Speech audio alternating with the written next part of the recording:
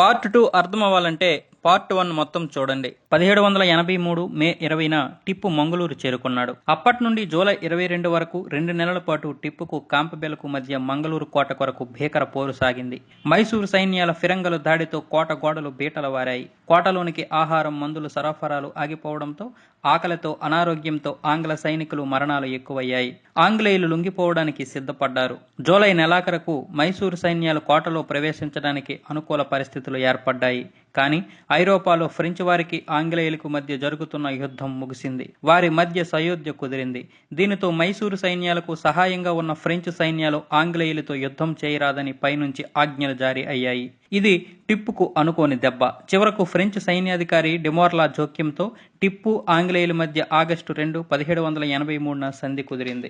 ఈ సంధి ప్రకారం మంగుళూరు కోట ఆంగ్లేయుల అధీనంలోనే ఉంటుంది. కోట చుట్టూ మైసూరు సైన్యాలు ఏర్పరిచిన కందకాలు, ఫిరంగలు మైసూరు సైన్యాల అధీనంలోనే ఉంటాయి. ఇరు వర్గాల వారి వారి హద్దులను దాటి ముందుకు రాకూడదు. ఆంగ్లేయులు కోట లోపల ఎటువంటి మరమ్మతులు, క్రొత్త కట్టడాల నిర్మాణం చేయరాదు. అదేవిధంగా మైసూరు సైన్యాలు కూడా కోట చుట్టూ కొత్త కందకాలు, ఫిరంగలను ఏర్పాటు చేయకూడదు. ఈ నిబంధనలు అమలు కావడానికి 3000 మంది మైసూరు సైన్యాలు, 1000 ఆంగ్ల సైన్యాలు కోట చుట్టూ కాపలాగా ఉంటాయి. 100 మంది మైసూరు సైనికులు కోట లోపల ఉంటారు. కోట కింద మైసూరు వారు బజారు ఏర్పాటు చేస్తారు. ఆంగ్లేయులు ఒకసారి 10 లేక 12 రోజులకు సరిపోయేంత సరుకులను మాత్రమే కొనుగోలు చేయాలి. కానీ 8 నెలలుగా కోటలో బందీలుగా ఉన్న ఆంగ్ల సైనికులలో అసహనం పెరిగిపోయింది. చాలా మంది అనారోగ్యం పాలయ్యారు. ఆసుపత్రులు రోగులతో నిండిపోయాయి. మరణాలు ఎక్కువయ్యాయి.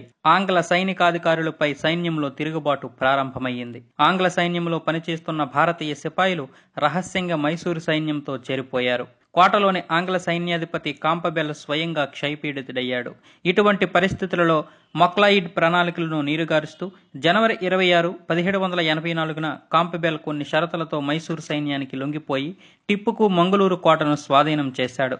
1786లో వారెన్ హేస్టింగ్స్ తర్వాత చార్లెస్ కార్న్వాలిస్ భారతదేశంలోని తూర్పు ఇండియా కంపెనీ గవర్నర్ జనరల్గా నియమింపబడ్డాడు. అమెరికా స్వాతంత్ర్యోద్యమంలో బ్రిటిష్ సైన్యాలను నడిపిన కార్న్వాలిస్ యార్క్ టౌన్ యుద్ధంలో అమెరికా విప్లవ సైన్యాల చేతుల్లో చిత్తుగా ఓడిపోయి వారికి లొంగిపోయాడు. ఈ ఓటమి తర్వాత బ్రిటన్ అమెరికాకు స్వతంత్రం ఇవ్వక తప్పలేదు. కార్న్వాలిస్ భారతదేశం రాకతో టిప్పు తన రాజ్యంలో సగభాగాన్ని కోల్పోయాడు. ఆంగ్లేయులు, మరాఠాలు నిజాం తన సరిహద్దుల్లోని మైసూరు రాజ్య భాగాలను రొట్టెను ముక్కలు చేసి పంచుకున్నట్టు పంచుకున్నారు. మరాఠాలు కృష్ణానదికి ఉత్తరాన ఉన్న మైసూరు రాజ్యాలను పొందారు. నిజాం మైసూరు రాజ్య తూర్పు ప్రాంతాలైన కడప, ఖమ్మం, గంజికోటలను పొందాడు. దక్షిణాన మైసూరు ప్రాంతాలైన బారామహల్, దిండిగల్, శాలంను తూర్పు ఇండియా కంపెనీ పొందింది. కంపెనీ పశ్చిమాన మలబారులో సుగంధ వ్యాపార కేంద్రాలైన కాలికట్, కన్ననూర్, ఫాల్ఘట్ ను కూడా పొందింది. ఈ ప్రాంతాల రెవెన్యూ కోల్పోవడంతో మైసూరు రాజ్య ఆర్థిక వ్యవస్థ పూర్తిగా దెబ్బతింది. ఆంగ్లేయులకు, నిజాంకు, మరాఠాలకు సరిహద్దుల్లో లేని కూర్గు రాజ్యాన్ని కూడా ఆంగ్లేయులు స్వాధీనం చేసుకున్నారు. శ్రీరంగపట్టణం సంధితో మైసూరు రాజ్య సరిహద్దులు కుంచుకుపోయాయి. సగం రాజ్యాన్ని, దాని వనరులను, రెవెన్యూను కోల్పోయిన టిప్పు నుండి కార్న్వాలిస్ 6 కోట్ల యుద్ధ నష్టపరిహారాన్ని డిమాండ్ చేశాడు. అన్నింటికంటే టిప్పును అవమానించడానికి కార్న్వాలిస్ పెట్టిన షరతుపై నష్టపరిహారం పూర్తిగా చెల్లింపబడే వరకు పసివాళ్లైన టిప్పు 2 కుమారులను ఆంగ్లేయుల వద్ద హామీగా ఉంచడం. పై షరతులలో దేనిని అంగీకరించకపోయినా తిరిగి యుద్ధాన్ని ప్రారంభిస్తానని కార్న్వాలిస్ టిప్పును బెదిరించాడు. సమకాలీన రాజకీయాల్లో ఒప్పందాల్లోని షరతులు పూర్తిగా అమలు అయ్యే వరకు అధికారులు, మంత్రులు హామీగా ఉండడం అనే పద్ధతి ఉండేది. కానీ పసిపిల్లలను హామీగా కోరడంతో కార్న్వాలిస్ తన పైశాచికత్వాన్ని ప్రదర్శించాడు. టిప్పును అవమానించి, కించపరిచే ఏ అవకాశాన్ని కార్న్వాలిస్ వదల్లేదు. హామీగా 18 ఏళ్ల పెద్ద కొడుకు ఫత్ హైదర్ను, ఇంకొంతమంది మైసూరు అధికారులను ఇవ్వడానికి టిప్పు సిద్ధపడ్డాడు. ఆంగ్లేయులు అందుకు ఒప్పుకోలేదు. చాలా క్రూరంగా 8 ఏళ్ల అబ్దుల్ ఖాలిక్ను, 5 ఏళ్ల ముజాయి ఉద్దీన్ను హామీగా ఇవ్వాలని పట్టుబట్టాడు. ఆంగ్లేయులు 8 ఏళ్ల ఖాలిక్ను 10 ఏళ్లవాడిగా, 5 ఏళ్ల ముయిజ్ ఉద్దీన్ను 8 ఏళ్లవాడిగా వారి వయసులను ఎక్కువ చేసి ప్రచారం చేశారు. మరి 5 ఏళ్ల పసివాడిని హామీగా తీసుకోవడం దుర్మార్గమైన చర్య అని ఆంగ్లేయులకు అప్పుడు తెలుసు. ఆ దుర్మార్గపు చర్యను కప్పిపుచ్చుకోవడానికి బ్రిటిష్ వారు ఆ పసివారి వయసును ఎక్కువ చేసి ప్రచారం చేశారు. ఈ యుద్ధంలో టిప్పు ఓటమికి కారణాలు స్పష్టంగానే కనిపిస్తున్నాయి. కార్న్వాలిస్ మరాఠా, నిజాములను తోడు తెచ్చుకుని యుద్ధాన్ని ప్రారంభించాడు. తద్వారా ఆంగ్లేయులకు 20,000 అదనపు సైన్యం చేకూరింది. టిప్పు 3 వైపుల నుండి ముట్టడి చేయబడ్డాడు. మొదటి, రెండవ ఆంగ్లో మైసూరు యుద్ధాలలో బ్రిటిష్ సైన్యాలను మైసూరు సైన్యాలు విజయవంతంగా ఎదుర్కొన్నాయి. అంతకుముందు మరాఠా నిజాంతో జరిగిన యుద్ధాలలో టిప్పు వారిని ఓడించాడు. కానీ ఇప్పుడు ఆ 3 సైన్యాలను మైసూరు సేనలు ఒకేసారి ఎదుర్కోవలసి వచ్చింది. కార్నివాలిస్ ప్రతిభావంతుడైన సైనికాధికారి. అతను టిప్పును నిలువరించాలని, లొంగదీయాలని గట్టిగా నిర్ణయించుకున్నాడు. గవర్నర్ జనరల్ హోదాలో ఉన్న కార్నివాలిస్ 1791లో స్వయంగా ఈ యుద్ధాన్ని నడిపించడం టిప్పును ఎలాగైనా ఓడించాలనే అతని పట్టుదలను తెలియజేస్తుంది. కార్నివాలిస్ బెంగళూరు ముట్టడిని టిప్పు ఊహించలేదు. బెంగళూరు పతనంతో మైసూరు రాజ్య పతనం ఖచ్చితంగా జరుగుతుందని నిర్ణయింపబడింది. ఆంగ్లేయులకు తమ బొంబాయి, కలకత్తా స్థావరాల నుండి ఆహారం, సైన్యం వంటి వనరులు పుష్కలంగా లభించాయి. టిప్పు ఫ్రెంచి వారు సహాయం చేస్తారని ఎదురు చూస్తూ సమయం వృధా చేసుకున్నాడు. కార్నివాలిస్ శ్రీరంగపట్టణాన్ని ముట్టడించినప్పుడు కూడా టిప్పు వ్యూహాత్మకంగా వ్యవహరించలేదు. అయినప్పటికీ శ్రీరంగపట్టణంపై కార్నివాలిస్ మొదటి ముట్టడి విఫలమైంది. తర్వాత కార్నివాలిస్ సమయం తీసుకుని రెండవ ముట్టడిని ప్రణాళికబద్ధంగా నిర్వహించి విజయవంతం అయ్యాడు. ఆంగ్ల, నిజాం, మరాఠా సైన్యాలను టిప్పు ధైర్యంగానే ఎదుర్కొన్నాడు. కానీ సహజంగానే టిప్పు ఓటమి తప్పనిసరి. ఒకానొక సందర్భంలో కార్నివాలిస్ స్వయంగా మైసూరు సైన్యాల ప్రతిభను మెచ్చుకున్నాడు.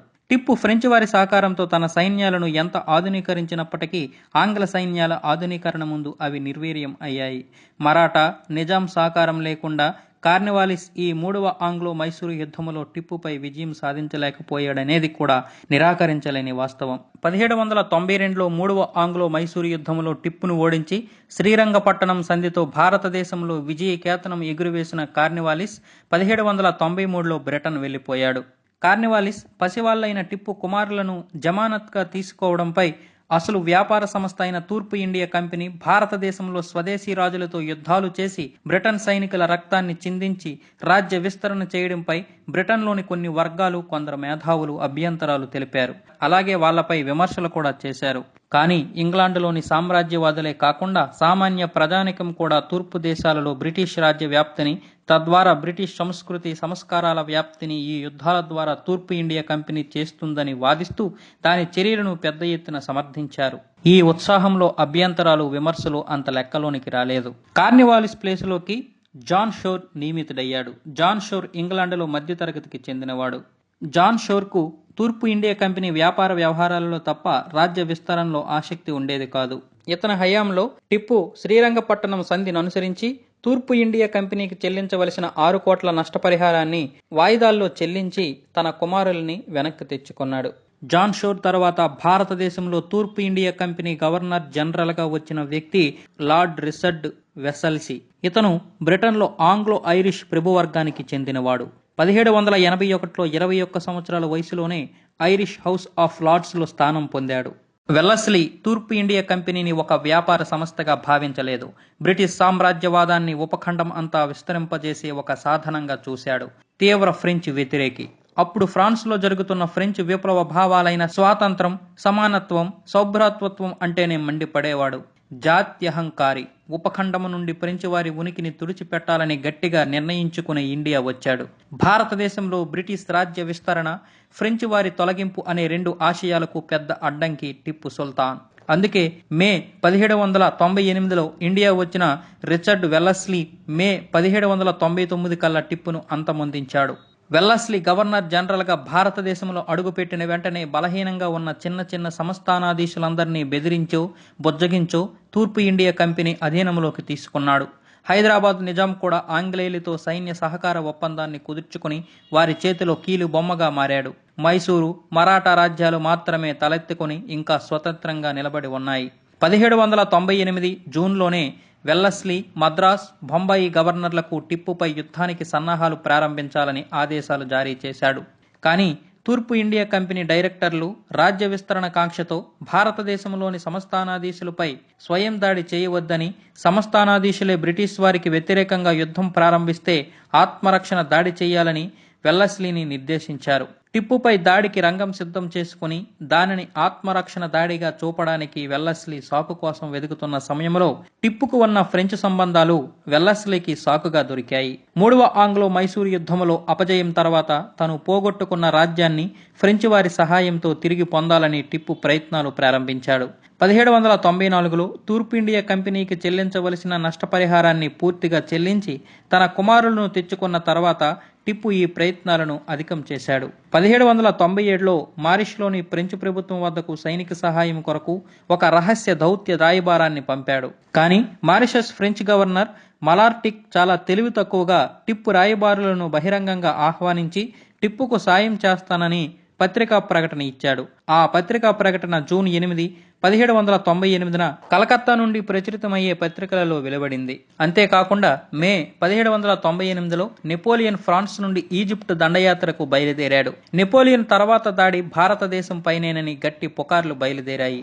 భారతదేశంలో ఆంగ్లేయులు ఆధిపత్యాన్ని నిలువరించడానికి టిప్పు చేస్తున్న ప్రయత్నాలను ప్రశంసిస్తూ నెపోలియన్ టిప్పుకు ఒక లేఖ రాశాడు. కానీ ఆ ఉత్తరాన్ని ఆంగ్లేయులు చేజిక్కించుకున్నారు. ఇటువంటి సమయంలో టిప్పు ఆంగ్లేయులకు బద్ధ శత్రువులైన ఫ్రెంచ్ వారితో సంప్రదింపులు జరపడం, రాయబారాలు పంపడం, వారితో కలిసి భారతదేశంలోని ఆంగ్లేయులపై దాడి చేసే వ్యూహమేనని, కావున టిప్పు వైపు నుండి ఆంగ్లేయులపై దాడి అని, ఆంగ్లేయులు ఆత్మరక్షణ యుద్ధం చేయక తప్పదని వెల్లస్లీ కంపెనీ డైరెక్టర్లకు విశ్లేషణ ఇచ్చాడు.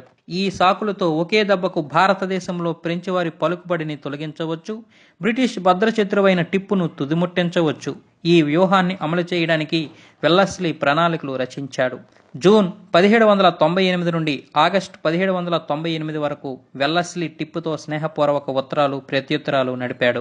నవంబర్ 7, 1798న వ్రాసిన లేఖలో ఈజిప్ట్లో ఆంగ్లేయుల చేతిలో నెపోలియన్ ఓడిపోయిన విషయం టిప్పుకు గుర్తు చేశాడు. కానీ మారిషస్ ఫ్రెంచ్ గవర్నర్ మలార్టిక్ ప్రకటన తెలియనట్టు నటించాడు. ఫ్రెంచ్ వారు టిప్పును ఆంగ్లేయులకు వ్యతిరేకంగా ప్రోత్సహిస్తున్నారని నిందించాడు.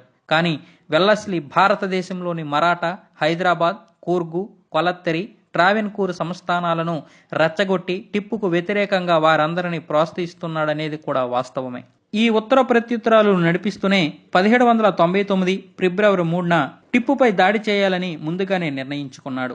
ఈ ఉత్తర ప్రత్యుత్తరాలు ఆంగ్లేయులు తనపై దాడి చేసే ఉద్దేశంలో లేరని టిప్పును పక్కదారి పట్టించాయి. కానీ 1799 జనవరిలో వెల్లస్లీ టిప్పుకు రాసిన ఉత్తరంలో టిప్పు మారిషస్కు సైనిక సహాయం కొరకు రాయబారాన్ని పంపిన విషయం తనకు తెలిసినని, టిప్పు ఆ విషయమై 24 గంటల్లో తనకు వివరణ ఇవ్వకపోతే ప్రమాదకరమైన ఫలితాలు ఉంటాయని టిప్పును హెచ్చరించాడు.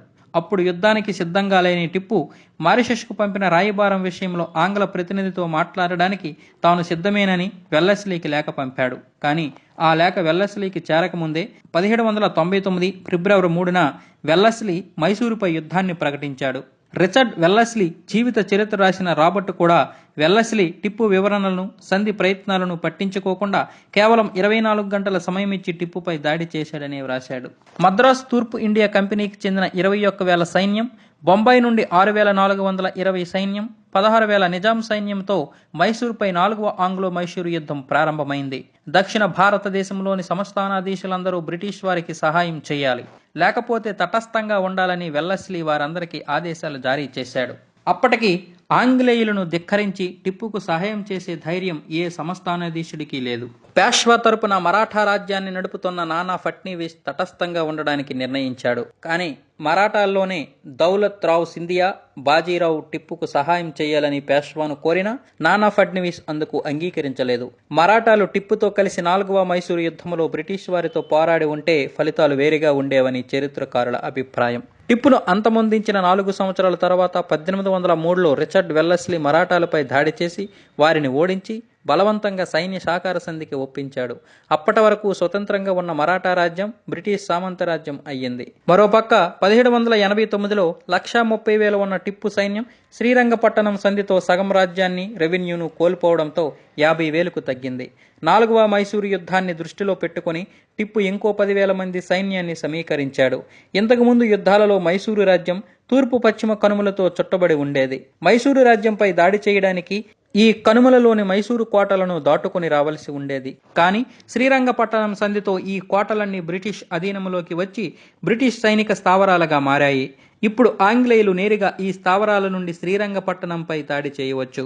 1799 ఫిబ్రవరి 3 నుండి మే 4 వరకు పరిస్థితులు ఎంతో నిరాశాజనకంగా ఉన్నప్పటికీ టిప్పు 4వ మైసూరు యుద్ధానికి సిద్ధమయ్యాడు.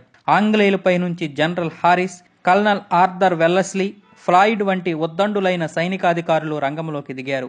టిప్పు వైపు నుంచి మంచి సైనికాధికారులు ఉన్నా అప్పటికే వారిలోని చాలా మందిని బ్రిటిష్ వారు డబ్బు, జాగీర్ల ఆశ చూపి తమ వైపుకు తిప్పుకున్నారు. టిప్పు ఎంతగానో నమ్మిన పూర్ణయ్య, సయ్యద్ సాహెబ్, కమరుద్దీన్ ఖాన్, మీర్ సాదిక్ వంటి మైసూరు అధికారులు టిప్పుకు నమ్మక ద్రోహం చేశారు. 3వ మైసూరు యుద్ధంలో టిప్పు వాటం తథ్యమని నమ్మిన వీరు రహస్యంగా ఆంగ్లేయుల పంచెన చేరి టిప్పును వంచారు.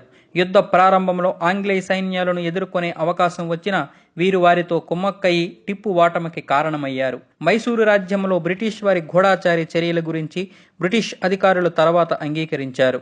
1799 ఫిబ్రవరి 3న ప్రారంభమైన యుద్ధం ఏప్రిల్ వరకు శ్రీరంగపట్టణం కోట బయట జరిగింది.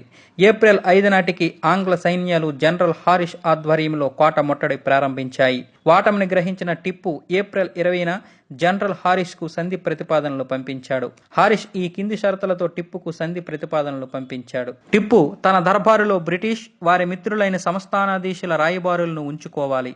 ఇది పరోక్షంగా మైసూరు రాజ్యాన్ని ఆంగ్లేయుల సామంత రాజ్యంగా చేయడమే. రెండవది, టిప్పు తన రాజ్యంలోని ఫ్రెంచి వారినందరినీ పంపించి వేయాలి. ఫ్రెంచి వారితో ఎటువంటి సంబంధాలు కొనసాగించరాదు. ఫ్రెంచి వారు టిప్పు సైన్యానికి సాంకేతిక పరిజ్ఞానాన్ని అందించడమే కాకుండా టిప్పు సైన్యంలో ప్రముఖ పాత్ర నిర్వహించేవారు. అందుకే ఈ రెండో షరతును వారు పెట్టారు. ఇక మూడవది, టిప్పు 2 కోట్ల యుద్ధ పరిహారాన్ని తూర్పు ఇండియా కంపెనీకి చెల్లించాలి. 4వది, అప్పట మైసూరు రాజ్యంలో సగభాగాన్ని ఆంగ్లేయులకి ఇచ్చివేయాలి. 5వది, పై షరతులు పూర్తి అయ్యే వరకు కొంతమంది మైసూరు అధికారులను, తన 4 కుమారులను ఆంగ్లేయుల అధీనంలో హామీగా ఉంచాలి. ఇటువంటి అవమానకరమైన షరతులు టిప్పు ఎట్టి పరిస్థితుల్లోనూ అంగీకరించడని ఆంగ్లేయులకు తెలుసు. వాళ్ళు అనుకున్నట్టే టిప్పు వీటికి అంగీకరించలేదు. ఆంగ్ల సైన్యాలు శ్రీరంగపట్టణాన్ని ముట్టడించి కోటపై ఫిరంగి దాడులను ప్రారంభించినప్పటి నుండి టిప్పు కోట నలువైపుల సైన్యం మధ్య తిరుగుతూ వారికి ఆదేశాలు జారీ చేస్తూ ఉండేవాడు. 1799 మే 3 రాత్రి కోట ఉత్తరం వైపు ఉన్న ఒక సత్రంలో ఉండి యుద్ధాన్ని పర్యవేక్షించాడు. ఆ రాత్రి అక్కడే భోజనం చేసి అక్కడే నిద్రించాడు. మే 4న తెల్లవారి బ్రిటిష్ ఫిరంగులతో కోట బీటలు వారడంతో దానిని మరమ్మతు చేయవలసిందిగా సైన్యానికి ఆదేశాలిచ్చాడు. అక్కడ నుండి గుర్రంపై రాజభవనం వెళ్లి స్నానాదులు ముగించాడు. టిప్పు ఎప్పుడూ సంప్రదించే ముస్లిం, హిందూ జ్యోతిష్యులు ఆ రోజు అంత శుభదినం కాదని, ప్రమాద సంకేతాలున్నాయని, టిప్పు దాన ధర్మాలు చేసి శాంతి చెయ్యాలని సలహా ఇచ్చారు. టిప్పు పేదలకు బట్టలు, ధనం దానం చేశాడు. చెన్నపట్టణ పూజారికి ఒక ఏనుగు, ఒక సంచి నిండా నూనె గింజలు, 200 రూపాయలు బహూకరించాడు. కొంతమంది బ్రాహ్మణులకు నల్ల ఎద్దును, ఒక పాడి గేదెను, ఒక దున్న పోతును, ఒక నల్ల గొర్రెను, నల్లని ముతక అంగీని, ఒక టోపీని, 90 రూపాయలను, నూనెతో నిండిన ఒక ఇనుపు పాత్రను ఇచ్చాడు. ఈ పాత్రను బ్రాహ్మణులకు ఇచ్చే ముందు టిప్పు నూనెలో తన ముఖ ప్రతిబింబాన్ని చూసుకున్నాడు. అలా చేస్తే అశోభాలు తొలగిపోతాయనే నమ్మకం ఉండేది. తర్వాత టిప్పు కోట ఉత్తరం వైపున ఉన్న సత్రానికి తిరిగి వచ్చి భోజనం చేయడం ప్రారంభించాడు. అప్పుడే టిప్పుకు అత్యంత సన్నిహితుడైన మైసూరు సైన్యాధికారి సయ్యద్ గఫూర్ యుద్ధంలో మరణించాడనే వార్త అందింది. గఫూర్ కోట పశ్చిమ వైపు రక్షణకు నియమింపబడ్డాడు. బ్రిటిష్ ఫిరంగి దాడిలో మరణించాడు. ఈ వార్తతో ఖిన్నుడైన టిప్పు భోజనం మధ్యలోనే వదిలి చేతులు కడుక్కుని గుర్రంపై కోట పశ్చిమ వైపుకు వెళ్లాడు. కానీ టిప్పు అక్కడికి చేరుకునేటప్పటికే ఆంగ్లేయులు కోట భుజపై తమ జెండా ఎగురవేస్తున్నారు. మైసూరు సైన్యాలు చెల్లాచెదురు అవుతున్నాయి. టిప్పు గుర్రం దిగి తన సైన్యాలకు ధైర్యమిస్తూ సామాన్య సైనికులతో కలిసి శత్రు సైనికులపై కత్తితో తలబడ్డాడు. కానీ అప్పటికే బ్రిటిష్ సైన్యం కోట లోపలికి ప్రవేశించి మైసూరు సైనికులను హతమార్చడం ప్రారంభించింది. బయటి నుండి బ్రిటిష్ ఫిరంగులు దాడి, ఈ ద్విముఖ దాడికి తట్టుకోలేని మైసూరు సైన్యాలు వాటమి తప్పదని గ్రహించి పారిపోవడం మొదలుపెట్టారు. టిప్పు గుర్రం ఎక్కి ఇంకో కోట ద్వారం వైపు దూసుకెళ్లాడు. కొందరు బ్రిటిష్ చరిత్రకారుల రచనల ప్రకారం టిప్పు తప్పించుకోవాలంటే అది మంచి అవకాశం. కానీ టిప్పు అలా చేయకుండా కోట లోపలికి వేల సంఖ్యలో ప్రవేశిస్తున్న బ్రిటిష్ సైనికులతో ఒక సామాన్య సైనికుడిలా కత్తి యుద్ధం చేస్తూ తీవ్రంగా గాయపడ్డాడు. కొందరు మైసూరు సైనికులు టిప్పును అక్కడ నుండి పల్లకిలో తప్పించే ప్రయత్నం చేసినా టిప్పు అందుకు ఒప్పుకోలేదు. టిప్పు వ్యక్తిగత సేవకుడు రజాఖాన్ మీరు టిప్పు అని బ్రిటిష్ సైనికులతో చెబుతానని టిప్పుకి విజ్ఞప్తి చేసినా తాను ఆంగ్లేయులకు బందీగా చిక్కడానికి టిప్పు అంగీకరించలేదు. ఒక బ్రిటిష్ సైనికుడు టిప్పు కత్తి వరకు ఉన్న ఒక బంగారు గొలుసును లాక్కునే ప్రయత్నం చేశాడు. అప్పటికే గాయాలతో రక్తస్రావంతో ఒరిగిపోతూ ఉన్న టిప్పు ఆ సైనికుడి చర్యను అవమానంగా భావించి అతడిపై కత్తితో దాడి చేశాడు.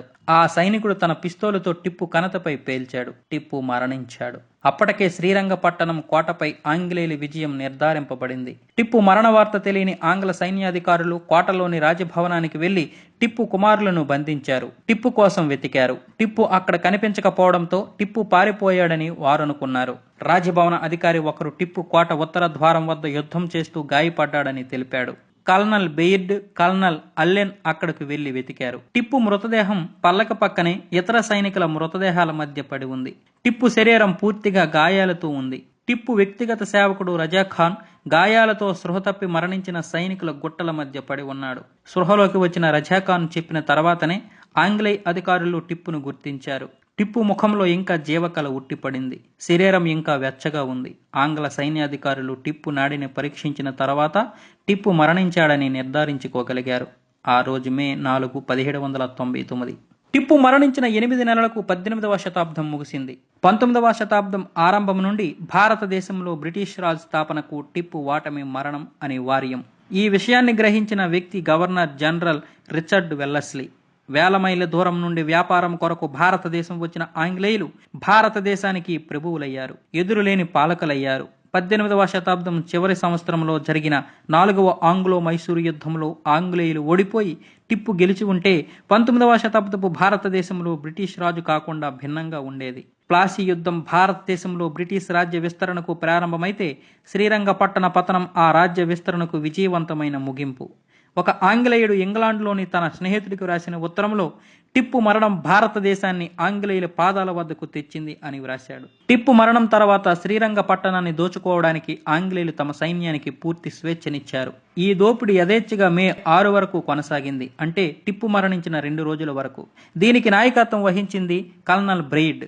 ఇతను 2వ ఆంగ్లో మైసూరు యుద్ధంలో టిప్పుకు యుద్ధ ఖైదీగా పట్టుబడి తర్వాత విడుదలయ్యాడు. టిప్పుపై పగతో రగిలిపోతున్న వ్యక్తి ఇతడు. కల్నల్ హరీష్ శ్రీరంగపట్టణం కోట ముట్టడిని ఇతడికి అప్పచెప్పాడు. మే 4, 1799 రాత్రి శ్రీరంగపట్టణం కోటలోని ప్రతి ఇల్లు దోచుకోబడింది. పౌరులపై అన్ని రకాల అత్యాచారాలు జరిగాయి. ఖరీదైన భవనాలను, ఇళ్లను తగులబెట్టారు. శ్రీరంగపట్టణం స్వాధీనం తర్వాత అక్కడ అధికారిగా నియమింపబడ్డ కల్నల్ ఆర్థర్ వెల్లస్లీ మే 4, 1799 రాత్రి శ్రీరంగపట్టణంలో జరిగిన అరాచకం దోపిడీకి సమానమైనది అంతకు ముందు గాని ఆ తర్వాత గాని ఎక్కడా జరగలేదని స్వయంగా చెప్పాడంటే ఆ రోజు జరిగినది ఎలాంటి అరాచకమో మనం అర్థం చేసుకోవచ్చు. బ్రిటిష్ చరిత్రకారుడు అలెగ్జాండర్ పీర్సన్ లెక్కల ప్రకారం 25 లక్షల పగోడాల విలువైన బంగారు ఆభరణాలను బ్రిటిష్ సైన్యం దోచుకుంది. బ్రిటిష్ సైనికులు శ్రీరంగపట్టణంలోని ఇళ్ల నుండి విలువైన ఆభరణాలను, బంగారు కడ్డీలను, వెండిని, ఇతర విలువైన వస్తువులను దోచుకున్నారు. తాము దోచుకున్న దానిని మోయలేని కొందరు బ్రిటిష్ సైనికులు కొంత భాగాన్ని తమకు ఎదురొచ్చిన తమ తోటి సైనికులకు ఇచ్చేశారు. సైనిక శిబిరాల్లో ఇతరులకు బంగారాన్ని అమ్మారు. పట్టణాన్నే కాదు, టిప్పు రాజభవనాన్ని కూడా బ్రిటిష్ సైనికులు దోచుకున్నారు. దానిలో 45 లక్షల విలువ చేసే ఒక ఆభరణాల పెట్టె ఉంది. వజ్రాలు పొదిగి ఉన్న టిప్పు ముంజేతి కంకణాన్ని ఒక సైనికుడు చేజిక్కించుకున్నాడు. అతను దానిని తర్వాత తూర్పు ఇండియా కంపెనీకి చెందిన ఒక సర్జన్కు 1500 రూపాయలకు అమ్మాడు. తర్వాత ఆ సర్జన్ సంవత్సరానికి 2000 పౌండ్ల ఆదాయం వచ్చే రీతిలో దానిని అమ్ముకున్నాడు. రాజభవనం దోపిడీని ఆంగ్ల అధికారులు అతి కష్టం మీద ఆపగలిగారు. ఇంత దోపిడీ జరిగిన తర్వాత కూడా రాజభవనంలో ఇంకా ఎంతో సంపద మిగిలింది. బంగారం, వజ్రాలతో పొదిగిన ఒక సింహాసనం, ఒక వెండి అంబారి, మందమైన బంగారు, వెండి కంచాలు, పాత్ర సామాగ్రి, వజ్రాలు, రత్నాలతో పొదిగిన కత్తులు, పిస్తోళ్లు, ఖరీదైన తివాసీలు, తానుల కొద్ది పట్టు, మస్లిన్, 20 పెట్టెల నిండా ఆభరణాలు వీటిలో ఉన్నాయి. ఒక వజ్రాల నక్షత్రం, కొన్ని ఆభరణాలు, టిప్పుకు చెందిన ఒక కత్తిని తూర్పు ఇండియా కంపెనీ ఆర్థర్ వెల్లస్లీకి బహూకరించింది. ఇంకొక కత్తిని జనరల్ హారిష్ కల్నల్ బెయిర్డ్కు బహూకరించాడు. టిప్పు సింహాసనాన్ని అలంకరించిన వజ్రాలతో కూడిన పులితల లండన్లోని విన్సన్ భవనానికి అలంకారమైంది. దోపిడీ సొమ్ము నుంచి జనరల్ హారిష్ 1,42,902 పౌండ్లను బహుమానంగా పొందాడు. ఇతర సైనికాధికారులు దోపిడీ సొమ్ము నుంచి పంచుకున్న మొత్తం 20,000 పౌండ్లుగా తేలింది. టిప్పు వ్యతిరేక యుద్ధంలో ఆంగ్లేయులకు బహూకరించినందుకు హైదరాబాద్ దివాన్ మీర్ ఆలంకు 1,00,000 పగోడాలు ముట్టాయి. 6,000 పగోడాలను హైదరాబాద్ సైనికులకు పంచారు. కంపెనీ సైనికులు పొందిన దానికంటే ఇది చాలా తక్కువని హైదరాబాద్ నిజాం అసంతృప్తిని వ్యక్తపరిచాడు. శ్రీరంగపట్టణంలోని టిప్పు రాజభవనంలో దొరికిన అతి విలువైన సంపద టిప్పు గ్రంథాలయం. ఈ గ్రంథాలయంలో అరబిక్, పర్షియన్, ఉర్దూకు చెందిన సుమారు 2000 పుస్తకాలు, తాళపత్ర గ్రంథాలు లభించాయి. ఇవి చరిత్ర, సూఫీ తత్వం, వైద్యం, హాదీస్ వంటి రకరకాల విషయాలపై రచింపబడ్డాయి. ఈ పుస్తకాలతో పాటు ఆంగ్లేయులకు టిప్పు తన కలల గురించి తన స్వహస్తాలతో వ్రాసుకున్న క్వాజ్నామా పుస్తకం కూడా లభించింది. శ్రీరంగపట్టణంలో ఆంగ్లేయులు దోచుకున్న టిప్పుకు చెందిన ఆభరణాలు, కళాకృతులు, పుస్తకాలు, ఆయుధాలు, ఇతర విలువైన వస్తువులను బ్రిటన్లోని రాజభవనాలలో, అనేక మ్యూజియాలలో, లైబ్రరీలలో అప్పుడు ఆంగ్ల సైన్యంలో పనిచేసిన సైనికుల వారసుల వద్ద ఇప్పటికీ మనం చూడవచ్చు. వీటి ప్రదర్శన ద్వారా, అమ్మకాల ద్వారా ఇప్పటికీ బ్రిటన్ ప్రభుత్వానికి ఎంతో ఆదాయం లభిస్తుంది. మాసి టైగర్ గా ప్రసిద్ధి చెందిన బంగారంతో చేసి వజ్రాలు పొదిగిన పులి తల, టిప్పు సింహాసనంపై అలంకరింపబడిన పక్షి బంగారు తల, పట్టు మరియు బంగారు దారాలతో ఎంబ్రాయిడరీ చేయబడి టిప్పు పల్లకీని అలంకరించిన ముఖమల్ దిండ్లు, టిప్పు రాజముద్రికలు, పులి చారలు చిత్రించిన మైసూరు పట్టు జెండాలు లండన్లోని విండ్సర్ రాజభవనాన్ని అలంకరిస్తున్నాయి ప్రస్తుతం. టిప్పు మరణించిన తర్వాత రోజు అంటే మే 5, 1799న టిప్పు అంతిమయాత్ర, ఖననం జరిగాయి. సాయంకాలం శ్రీరంగపట్టణంలోని టిప్పు రాజభవనం నుండి టిప్పు అంతిమయాత్ర బయలుదేరింది. టిప్పు వ్యక్తిగత సేవకులు టిప్పు శవపేటికను మోశారు. టిప్పు కుమారుడు అబ్దుల్ ఖాలిబ్ మరియు టిప్పు దర్బారుకు చెందిన ఉన్నత అధికారులు శవపేటిక వెంట నడిచారు. 4 యూరోపియన్ సైనిక పటాలాలు కూడా శవపేటిక వెంట నడిచాయి. టిప్పు అంతిమయాత్ర వెళుతున్న వీధులలో ప్రజలు తండోపతండాలుగా నిలబడి నివాళులర్పించారు. శవపేటిక ముందు సాష్టాంగపడి పెద్దపెట్టిన రోధించారు.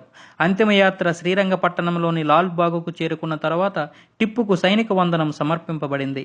ఆ తర్వాత టిప్పు తండ్రి హైదర్ అలీ సమాధి పక్కన టిప్పును సమాధి చేయడం జరిగింది. శవయాత్రలో పాల్గొన్న ప్రజలకు 5,000 రూపాయలు పంచారు. జరిగిన విషాద సంఘటనకు ప్రకృతి కూడా స్పందించినట్టు ఆ రోజు సాయంకాలం ఉరుములు మెరుపులతో పెద్ద తుఫాను వచ్చింది. బొంబాయి పటాలానికి చెందిన 2 బ్రిటిష్ సైనికాధికారులు కూడా ఆ తుఫానులో మరణించారు. ఫ్రెండ్స్, ఈ వీడియో కనుక మీకు నచ్చినట్లయితే లైక్ చేయండి, షేర్ చేయండి, కామెంట్ చేయండి, సబ్స్క్రైబ్ చేసుకోవడం మాత్రం మర్చిపోకండి. జై జవాన్, జై కిసాన్, జై భారత్, జై Hind. Hi, this is Roja. For more interesting updates please subscribe country thoughts. Hi, నేను మీ వేణు. మీ అభిమాన హీరోల బయోగ్రఫీ కోసం please subscribe country thoughts. Hi friends, నేను మీ రచరవి. ఫ్రెండ్స్, మీకు ఇంట్రెస్టింగ్ వీడియోస్ కోసం please subscribe country thoughts. Hi అండి, నేను మీ fun bucket Bharat. Please subscribe to country thoughts. Hi friends, నేను మీ Devenani. Please subscribe country thoughts. Please subscribe and share country thoughts.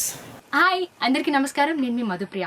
Please subscribe to country thoughts YouTube channel. Hi అండి, నేను మీ fun bucket Bhargav. Please subscribe to country thoughts for more interesting updates. కింద గంట కొట్టియండి.